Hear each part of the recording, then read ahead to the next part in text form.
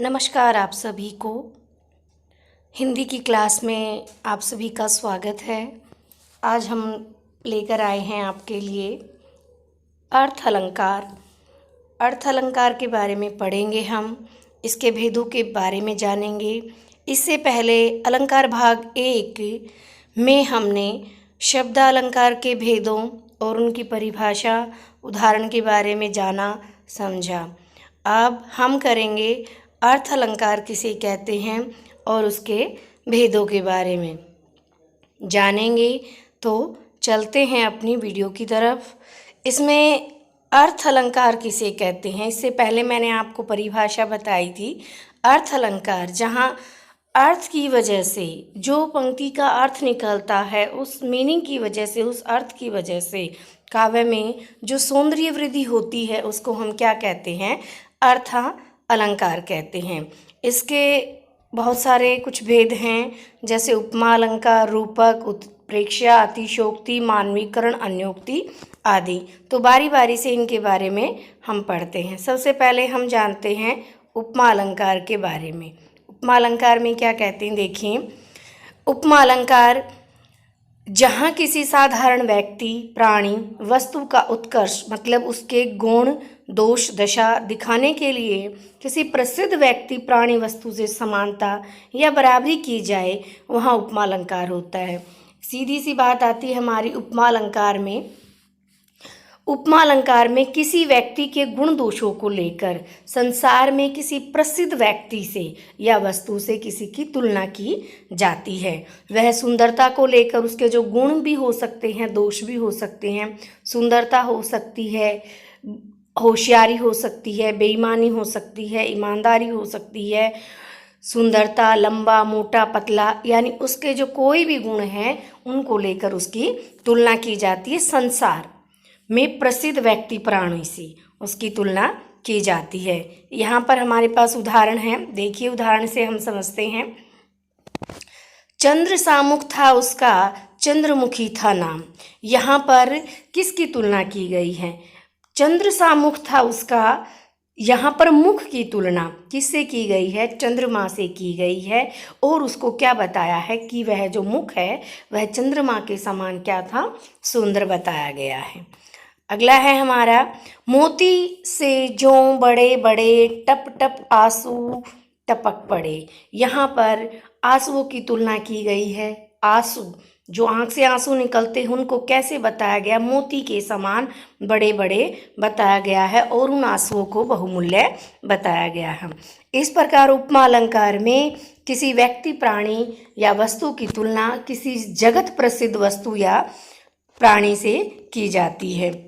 इसमें हमारे बहुत सारे एग्जाम्पल हैं, उनको आप पढ़ सकते हैं, व्याख्यान इनके साथ साथ है। अब उपमा अलंकार के बारे में कुछ मुख्य तथ्य हमारे पास, उनको पढ़ते हैं। देखिए क्या कहते हैं। उपमा अलंकार सर्वश्रेष्ठ अलंकार है। यह अन्य अलंकारों का पितामह है। इसकी व्यापकता इतनी अधिक है कि इसके किसी न किसी अंश का सर्व अलंकारों में समावेश है, सभी अलंकारों में समावेश है। यदि हम ये कहें कि उपमा अलंकार जो है वो क्या है? राजाओं का राजा है, तो इसमें कोई अतिशयोक्ति नहीं। उपमा अलंकार को यदि हम समझ लेते हैं तो जो अर्थालंकार के बाकी के जो भेद हैं वो आसानी से हमें समझ में आ जाते हैं। ठीक है, क्योंकि ये जो बाकी हमारे जो एग्जाम्पल और जो हमारे इसके भेद हैं वो उपमा अलंकार से ही संबंधित होते हैं। अब उपमा अलंकार के कुछ तत्व यहाँ पर बताए गए हैं जो कि बहुत ही महत्वपूर्ण है। उपमा अलंकार को गहराई से या उनके जो उदाहरण हैं उनको समझने के लिए उपमा अलंकार के इन तत्वों को समझना भी बहुत ज़रूरी है। तो देखते हैं हमारे कौन से वो तत्व हैं। तो देखिए सबसे पहले है हमारा उपमेय, उपमान, साधारण धर्म और वाचक शब्द। उपमेय, उपमान, साधारण धर्म, वाचक शब्द। एक सीधी सी बात मैं बता दूं, उपमा अलंकार में उपमेय क्या होता है? जिसकी हम तुलना करते हैं। उपमेय क्या होता है? जिसकी हम तुलना करते हैं। उपमान क्या होता है? जिससे तुलना की जाती है। साधारण धर्म यानी जो उसके गुण हैं, किस धर्म को लेकर? सुंदरता को लेकर, बेईमानी को लेकर, होशियारी को लेकर, लंबा या पतला को लेकर, ठीक है।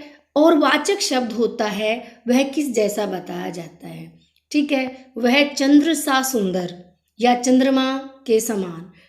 तो ये समान या सा से सी जो होते हैं इनकी पहचान होती है। उपमा अलंकार को बिल्कुल आसानी से आप पहचान सकते हैं, जहाँ पर जिस पंक्ति में आपको सा सी से ज़्यादातर मिलते हैं हमें, जैसे समान, इन शब्दों के होते हुए वह अलंकार, वह पंक्ति बिल्कुल श्रेष्ठ पहचानी जाती है कि यह उपमा अलंकार का उदाहरण है। अब उपमेय अलंकार मैंने आपको बताया, इसका जो वाचक शब्द, जिस साधारण व्यक्ति प्राणी वस्तु की तुलना या बराबरी की जाए उसे हम क्या कहते हैं, उपमेय अलंकार कहते हैं। उपमेय अलंकार को हम प्रस्तुत भी कहते हैं। प्रस्तुत कैसे कहते हैं, देखिए, जिसकी हम तुलना कर रहे हैं वो चीज़ तो हमारे सामने प्रस्तुत है, लेकिन हो सकता है कि जिस संसार में प्रसिद्ध व्यक्ति वस्तु से तुलना कर रहे हैं वो चीज़ हमारे सामने प्रस्तुत नहीं होती, तो उसको हम क्या कहते हैं, अप्रस्तुत कहते हैं। कनक लता सी सुंदर देह थी उसकी, यहाँ देह की तुलना की गई है। देह मतलब मान लीजिए मेरे सामने कोई खड़ा है, नायक है, नायिका है। ज़्यादातर हम कविता के अंदर नायिका को ही लेते हैं। नायिका, देह मतलब शरीर की तुलना की गई है, ठीक है। तो वो देह उपमेय है, हो सकता है वो देह क्या है, उपमेय है, प्रस्तुत है हमारे सामने। और कनक लता सी सुंदर, कनक मतलब कनक क्या है, लत जो सोने के समान या कहें हम, और लता क्या होती है, बेल होती है, ठीक है। तो उसके समान उसको सुंदर बताया गया, लेकिन जो लता है वो हमारे सामने प्रस्तुत नहीं है। तो वह प्रस्तुत और अप्रस्तुत भी इसको कहते हैं, उपमेय और उपमान को। उपमेय को प्रस्तुत कहते हैं और उपमान को हम अप्रस्तुत कहते हैं। देखिए, उपमान क्या कहता है, जिस प्रसिद्ध व्यक्ति प्राणी वस्तु से साधारण व्यक्ति प्राणी वस्तु की तुलना की जाए, जिस प्रसिद्ध व्यक्ति प्राणी वस्तु से साधारण व्यक्ति प्राणी वस्तु की तुलना की जाए उसे उपमा या अप्रस्तुत कहते हैं। यानी उपमेय क्या था, जिसकी हम तुलना कर रहे हैं। उपमान जिससे हम कर रहे हैं, उसमें हम जिससे हम कर रहे हैं वो हमारा उपमान होता है। ऊपर वाला उदाहरण भी यहीं पर है, उसको ले सकते हैं। कनक लता सी सुंदर देह थी उसकी, देह की तुलना की गई है, बराबरी की गई है, किससे की गई है, कनक लता से। मैंने आपको बताया था कनक लता क्या है, यहाँ पर उपमान है, अप्रस्तुत है, और जो देह है वो क्या है, प्रस्तुत है। ये थे हमारे इसके दो अंग हो चुके हैं, उपमा अलंकार के उपमेय और उपमान। अब इसका जो तीसरा तत्व कहें हम, साधारण धर्म। साधारण धर्म, उपमेय और उपमान में जो मिलती जुलती विशेषता होती है उसे साधारण धर्म कहते हैं। यानी उसके जो गुणों की बात की गई है, हम सुंदरता को लेकर उसकी तुलना कर रहे हैं, उसके किस गुण को लेकर हम उसकी तुलना कर रहे हैं ये उसमें बताया जाता है। कनक लता सी सुंदर देह थी उसकी, यहाँ सुंदर शब्द साधारण धर्म है। यानी हम इसमें क्या कर रहे हैं, जो देह शरीर जो है और कनकलता में क्या सुंदरता को लेकर उसके गुण बताए जा रहे हैं। तो यहाँ पर साधारण धर्म क्या होते हैं, जिन गुणों को लेकर तुलना की जाती है वो हमारे साधारण धर्म कहलाते हैं। अब हमारा है वाचक शब्द। वाचक शब्द कौन से होते हैं, उपमेय तथा उपमान को प्रकट करने वाले शब्द को वाचक शब्द कहा जाता है। जैसे कनक लता सी सुंदर देह थी उसकी, यहाँ सी शब्द वाचक शब्द है, या सा आ जाए या से आ जाए या समान आ जाए, इस तरह से वहाँ पर ये क्या होता है, वाचक शब्द होता है। एक बहुत प्रसिद्ध उदाहरण है उपमा अलंकार का, पीपर पात सरिस मन डोला। पीपल के पत्ते के समान उसका मन डोल उठा। यहाँ पर तो पीपल पात सरिस, सरिस उसमें क्या होता है, वाचक शब्द होता है। तो ये हमारा उपमा अलंकार और उसके 4 तत्व उनके बारे में मैंने आपको बताया है। अब हम जो अगला अलंकार है हमारा रूपक अलंकार, ठीक है। रूपक को हम अभिनय भी कहते हैं, नाटक भी कहते हैं। मान लीजिए एक प्रमुख बात होती है, हम किसी का रूप बना लें। और रूप बनाने के लिए हमें उस जैसे कपड़े पहनने पड़ेंगे, उस जैसी भाषा का प्रयोग करना पड़ेगा। बिल्कुल, चाहे मान लीजिए हम राम का रूप बना रहे हैं या किसी भिखारी का रूप बना रहे हैं, किसी रावण का रूप बना रहे हैं, तो इसमें क्या है, हमें बिल्कुल वैसी ही भाषा का प्रयोग करना पड़ेगा, वैसी ही उसका जो रंग रूप और उसकी वेशभूषा का प्रयोग करना पड़ेगा। तब जाकर हम वहाँ पर ये लगेंगे कि हाँ, इसने राम का रूप धारण किया है। परिभाषा पढ़ते हैं। जहाँ अत्यंत समानता के कारण उपमेय तथा उपमान एक रूप हो जाए, उनमें कोई भेद ना हो, वहाँ रूपक अलंकार होता है। ये ध्यान रखें, उपमेय और उपमान। उपमेय मैंने आपको बताया था जिसकी तुलना करते हैं, जिसकी बराबरी करते हैं। उपमान जिसके साथ की जाए, उन दोनों में कोई भी भेद ना रहे, उनको हम बिल्कुल एक ही मान लें, उपमेय और उपमान को, वहाँ पर हमारा क्या होता है, रूपक अलंकार होता है। कुछ प्रसिद्ध उदाहरण है यहाँ पर। चरण कमल बंधु हरि राई, चरण को कमल मानकर इनका एक रूप कर दिया गया है। यानी भगवान के जो चरण हैं उनको एक रूप उनका मान लिया गया है। मैया मैं तो चंद्र खिलौना ले हूँ, यहाँ पर जो कृष्ण भगवान हैं वो जिद कर रहे हैं चंद्र खिलौना लेने की, तो यहाँ पर खिलौने को एक तरह से क्या है, चंद्रमा का रूप दे दिया गया है। तो हमारे और भी उदाहरण है इसमें।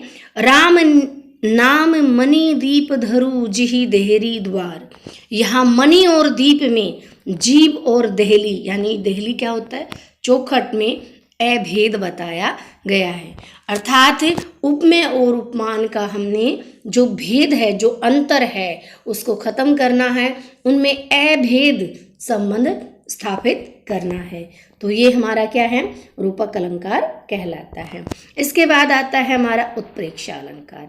उत्प्रेक्षा अलंकार जहाँ उपमेय में उपमान की कल्पना यानी संभावना की जाए, कोई काम होता नहीं है, उसको सिर्फ इमेजिन किया जाता है, उसकी कल्पना की जाती है, वहाँ उत्प्रेक्षा अलंकार होता है। इसकी पहचान के लिए आपके पास कुछ शब्द, मानो, मनहु, मनु आदि शब्द। जहाँ आपको पंक्ति में मानो, मनहु, जन, जानो, जनहु ऐसे शब्द दिखाई दें तो झट से आप उस पंक्ति में निशान लगाएं कि उत्प्रेक्षा अलंकार की है पंक्ति है। ज़्यादातर आपको पहचान मिल ही जाएगी। हमारे पास भी उदाहरण है, देखते हैं। उस काल मारे क्रोध के तनु कांपने उनका लगा, मानो हवा के जोर से सोता हुआ सागर जगा। काल मारे क्रोध के, मृत्यु के डर से उसका शरीर इस तरह से कांपने लगा, मानो, मान लीजिए हुआ कुछ नहीं है, सिर्फ संभावना, सिर्फ कल्पना की गई है कि हवा के जोर से, हवा के चलने से सोता हुआ सागर जो है हिल रहा हो, अर्थात उसमें लहरें पैदा हो रही हों। तो ये हमारा क्या, उत्प्रेक्षा अलंकार का उदाहरण है। यहाँ पर कहती हुई यों उत्तरा के नेत्र जल से भर गए, हिम के कणों से पूर्ण मानो हो गए पंकज नए। यहाँ पर आपको दिखाई दे रहा होगा, इसमें मानो जो है वो आया हुआ है, और ज़्यादातर आपके लिए ये पहचान बहुत अच्छा काम करेगी। यहाँ पर भी इसमें मानो आया हुआ है। ये देखिए, अगला जो उदाहरण है नंबर 4 पर, इसमें भी आपको मानो नज़र आ ही रहा होगा। यहाँ पर सिर फट गया उनका, मानो अरुण रंग का घड़ा।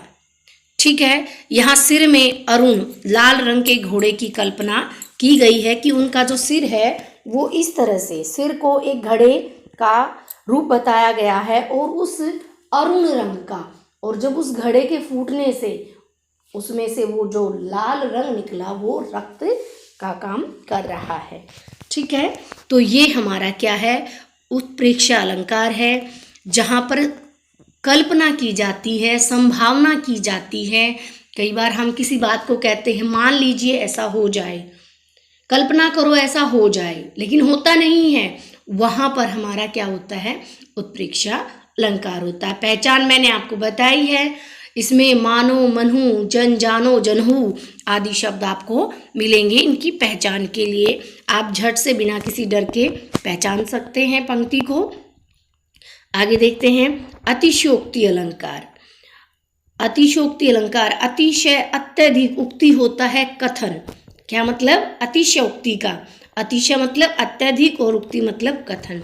किसी कथन को, किसी बात को बहुत ज़्यादा बढ़ा चढ़ाकर घुमा फिरा कर कहा जाए और इतना घुमाया जाए, उसको इतना बढ़ा चढ़ाकर कहा जाए कि मर्यादा का उल्लंघन हो जाए, ठीक है, तो वहाँ पर क्या होता है, हमारा अतिशयोक्ति अलंकार होता है। मैंने पहले भी थोड़ा सा इसके बारे में आपको बताया था। फिर उदाहरण है हमारा यहीं पे, आगे नदियाँ पड़ी बड़ी अपार, घोड़ा कैसे जाए पार, राजा ने सोचा था इस पार, तब तक घोड़ा था उस पार। बताया था आपको महाराणा प्रताप जी के घोड़े के बारे में। चेतक उनके घोड़े का नाम था कि वह सोच रहा था और तब तक घोड़े ने नदी को पार कर लिया। ऐसा असंभव है, ये बात को बहुत ही ज़्यादा बढ़ाया हुआ है। आगे है हमारा, पंखुरी लगे गुलाब की परही गात खरोच। क्या गुलाब की पंखुड़ी लगने से हमारे गात में, हमारे शरीर में चोट लग सकती है? यह संभव है। गुलाब की क्या, शायद किसी भी फूल की पंखुड़ी हमें चोट नहीं पहुंचा सकती। तो यहाँ पर अतिशयोक्ति अलंकार है, ठीक है। अब एक बहुत ही प्रसिद्ध उदाहरण है अतिशयोक्ति अलंकार के लिए, हनुमान की पूछ में लगन न पाई आग, लंका सिगरी जल गई गए निशाचर भाग। कि हनुमान की पूछ में, बात कही गई है कि हनुमान की पूछ में आग लगने से पहले ही लंका जल गई और निशाचर अर्थात राक्षस जो हैं वो भाग गए। तो इस बात को भी बहुत ही बढ़ा चढ़ाकर कहा गया है। तो यहाँ पर क्या है, अतिशयोक्ति अलंकार है। बात को पढ़ें, पंक्ति को समझें, जब कोई बात ऐसी लगे कि ये असंभव है, ऐसा कैसे हो सकता है, तो वहाँ पर आपको क्या नजर आएगा, अतिशयोक्ति अलंकार की वह पंक्ति आपको नजर आएगी, आप समझ जाएं। होठों तक जाने से पहले मदिरा जाम खाली हुए। देखिए, ये बात मैंने आपको पहले ही कही थी जब अलंकार मैंने शुरू किए कि एक कवि की कल्पना रवि के प्रकाश से भी ऊपर होती है। अब होठों तक जाने से पहले, जिसने होठों तक भी वह जाम गया नहीं और वह खाली हो गया, तो इस बात को भी बहुत ही बढ़ाया चढ़ाया गया है। आगे देखते हैं हम। उम्मीद है ये अतिशयोक्ति अलंकार उदाहरण आपको समझ में आ गए होंगे। अब अगला जो है हमारा अन्योक्ति अलंकार। अन्य मतलब दूसरे के लिए और उक्ति मतलब कथन। जहाँ अप्रस्तुत के माध्यम से, अप्रस्तुत क्या होता है, हमारा उपमान जो प्रस्तुत नहीं होता, के माध्यम से प्रस्तुत पर दोष लगाया जाए, वहाँ अन्योक्ति अलंकार होता है। जहाँ उपमान के माध्यम से, कह सकते हैं आप, यदि आप अप्रस्तुत और प्रस्तुत में समझ नहीं पा रहे हैं, पजल हो जाते हैं, तो कोई बात नहीं, आप उपमान और उपमेय ले सकते हैं। बात वही है, उपमान के माध्यम से प्रस्तुत पर आक्षेप किया जाए, एक तरह से वहाँ अन्योक्ति अलंकार होता है। देखिए क्या कहते हैं, कबीरदास का उदाहरण हमारे सामने है। चलती चक्की देखी के दिया कबीरा रोई, दो पाटन के बीच में साबुत बचा न कोई। यहाँ प्रस्तुत क्या है, चक्की, ठीक है। यहाँ प्रस्तुत क्या है, यानी हमारा उपमेय हम जिसको कहें वो क्या है, चक्की। और चक्की का अप्रस्तुत रूप मृत्यु का चक्कर है। बात चक्की की नहीं कह रहे वो, यहाँ पर चक्की के माध्यम से बात मृत्यु की बता रहे हैं वो, ठीक है। और मृत्यु क्या है हमारे पास, अप्रस्तुत है, ठीक है। तो ध्यान रखें, अप्रस्तुत के माध्यम से प्रस्तुत के बारे में जहाँ बताया जाए। चक्की तो महज एक बात को समझाने का बहाना है कि जिस प्रकार चक्की चलती है और दो पार्ट होते हैं उसमें, और उस पार्ट के बीच गेहूं यानी आटा जो हमारा पिसता है, और वो गेहूं के दाने का क्या हो जाता है, आटा बच जाता है, आटा बन जाता है, उसमें कोई भी साबुत नहीं रहता। तो इस मृत्यु के बारे में कबीरदास ऐसा ही बता रहे हैं। अब आगे क्या कहते हैं, देखिए दूसरा उदाहरण, ये भी बहुत प्रसिद्ध उदाहरण है अन्योक्ति अलंकार का। नहीं पराग नहीं मधुर, मधु नहीं विकास अही काल, अली कली ही सो बंध्यो आगे कौन हवाल। यहाँ पर हमारे ये कवि बिहारी जी का बहुत ही प्रसिद्ध उदाहरण है। देखते हैं क्या कहते हैं वो, इसमें क्या कहते हैं, पराग मधुर मधु भोरा कली, ये हमारे सामने क्या है, अप्रस्तुत है। पराग नहीं, मधुर मधु नहीं विकास यही काल के माध्यम से, इनके माध्यम से देखो पराग जो रस होता है, फूलों का रस जिसको हम कहते हैं, मधुर मधु, भोरा कली, एक कली होती है फूल बनने से पहले, फूल का जो अविकसित रूप होता है उसको कली कहा जाता है। राजा जो जयसिंह है उनको समझाने का प्रयास किया गया है। राजा जयसिंह जो अपने जीवन में बहुत मतलब प्रजा की तरफ ध्यान न दे पाए, और जब उसको बिहारी जी कवि ने समझाने की कोशिश की थी इन पंक्तियों के माध्यम से, तब का ये जिक्र यहाँ पर कर रहे हैं कि पराग मधुर मधु भोरा कली अप्रस्तुत के माध्यम से कवि ने राजा जयसिंह को समझाने का प्रयास किया है। ये हमारे अन्योक्ति अलंकार ध्यान रखें, थोड़ा सा ध्यान से समझने की ज़रूरत है। अब आगे देखते हैं क्या कहते हैं। लोक में कीर्तिमान होते हो, शीत का परम बीज बोते हो, जबकि कर सकते हो अमृत वर्षा, क्यों न अपना कलंक धोते हो। यहाँ पर अप्रस्तुत क्या है, अमृत वर्षा, और कलंक के माध्यम से प्रस्तुत सद्व्यवहार या अपनी बुराई गलती को दूर करने का परामर्श दिया है। लोक में कीर्तिमान होते हो, शीत का परम बीज बोते हो, ठीक है, जबकि कर सकते हो अमृत वर्षा, क्यों न अपना कलंक धोते हो। मनुष्य अपने व्यवहार से, अपने अच्छे कार्यों से सद्भावना, सद्व्यवहार, भाईचारा बना सकता है, अपनी गलतियों को वह दूर कर सकता है, अपने कीर्तिमान स्थापित कर सकता है। तो वही बात यहाँ पर कही गई है। अगला जो है हमारा मानवीकरण अलंकार है। ये उदाहरण भी ये बहुत अच्छे उदाहरण से आपको समझाते हैं। मानवीकरण अलंकार जो कि प्रकृति से जुड़ा हुआ है, ठीक है। मानवीकरण अलंकार, जहाँ जड़, जड़ का मतलब निर्जीव, जो चीज़ें सांस नहीं लेती हैं, ठीक है, और प्रकृति के अंदर जितनी भी चीज़ें आती हैं, पदार्थ में मानवता का भाव, आभास, आरोप हो, वहाँ मानवीकरण अलंकार होता है।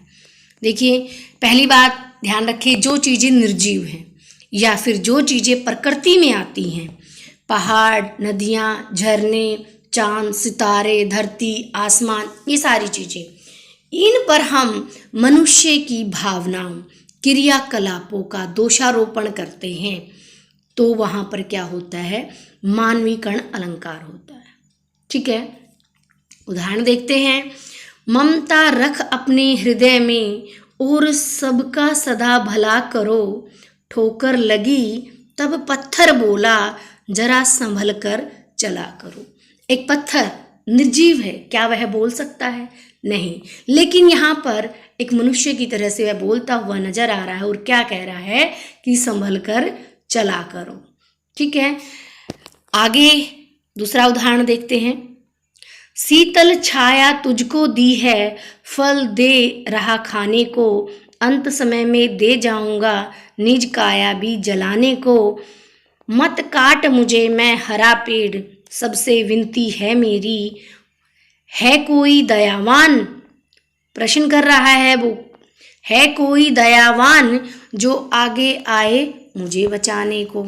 यहाँ पर एक जो पेड़ है, हरा भरा पेड़, जिसे इंसान काट रहा है अपने स्वार्थ के लिए, वो कहता है पेड़ मनुष्य से कि मैंने हमेशा तुम्हें ठंडी छाया दी, और मैं तुम्हें खाने के लिए फल देता हूँ, और जब तुम्हारा अंत समय आएगा तो तुम्हारे दाह संस्कार में भी मेरी ही लकड़ी का प्रयोग होगा। मुझे मत काट, मैं हरा भरा पेड़ हूँ, क्या कोई है जो मुझे बचा सके। यहाँ पर एक मनुष्य की तरह से जो पेड़ है वो बोल रहा है। तो यहाँ पर ये प्रकृति के अंदर जो चीज़ें आती, मैंने बताया था मनुष्य की तरह वह बोल रहा है, तो इसका यहाँ पर दोषारोपण किया गया है। प्रकृति के अंदर जितनी चीज़ें आती हैं, प्रकृति के अंदर जितनी चीज़ें आती हैं, और प्रकृति के अंदर आई हुई चीज़ों पर या निर्जीव वस्तुओं पर मनुष्य की भावनाओं और क्रियाकलापों का वर्णन किया जाए, वहाँ पर हमारा क्या होता है, मानवीकरण अलंकार होता है। हम कहते हैं फुलवारी चली आ रही, क्या ऐसा हो सकता है? फुलवारी चली, जो फूल हैं वो इकट्ठे होकर एक फुलवारी बनी हुई है, क्या वो चलकर आ सकते हैं? हम कहते हैं व्योम रो रहा है, व्योम मतलब आकाश, क्या आकाश रो सकता है? ठीक है। ऐसा ये रोना, सजना, संवरना, ये सब काम किसके हैं? मनुष्य के। हम कहते हैं मेघ आए सज सवर के बन ठन के। मेघ मतलब बादल। क्या बादल सज सवर के बन ठन के आ सकते हैं? नहीं। सजना संवरना, बन ठन कर रहना, ये किसका कार्य है? मनुष्य का। मनुष्य की जो भावनाएं होती है, रोना, हंसना, उसके क्रियाकलाप, खेलना, कूदना, ये सब, और इन सब चीज़ों का आरोप जब हम निर्जीव वस्तुओं पर लगाते हैं तो वहाँ हमारा मानवीकरण अलंकार होता है। बादल हमसे यूं बोला, मैं अभी समंदर जाता हूँ, जल्दी वापस आकर धरती की प्यास बुझाता हूँ। बादल हमसे, बादल कह रहा है, बादल बोल रहा है, क्या बोल सकता है? वो कहता है कि मैं जल्दी वापस आता हूँ और धरती की प्यास बुझाता हूँ। एक बादल बोल रहा है, ठीक है। यह बसंत भी आ गया है वैभव अपना लुटाने को। यहाँ बसंत भी आ गया है वैभव अपना लुटाने को। वैभव अपना लुटाने को, बसंत, बसंत का जो महीना है वह क्या आ गया? अपना धन संपत्ति एक मनुष्य की तरह से वह लुटाने आ गया। जैसे अच्छे मनुष्य होते हैं वह दूसरों के सुख सुविधा के लिए, पुण्य धर्म के लिए अपना वैभव, अपना धन दौलत लुटा देते हैं, ऐसे ही बसंत को कहा गया है। उम्मीद करती हूँ आपको अर्थालंकार के जो भेद हैं वो समझ में आ गए होंगे, और उदाहरण भी मैंने बहुत अच्छी कोशिश की है आप लोगों को समझाने की। आप इसको 1 या 2 बार सुने, ठीक है, और उसकी वजह से फिर आप इस अलंकार को, अर्थालंकार का जो हमारा ये विषय है, आपको अच्छे से समझ में आ जाएगा।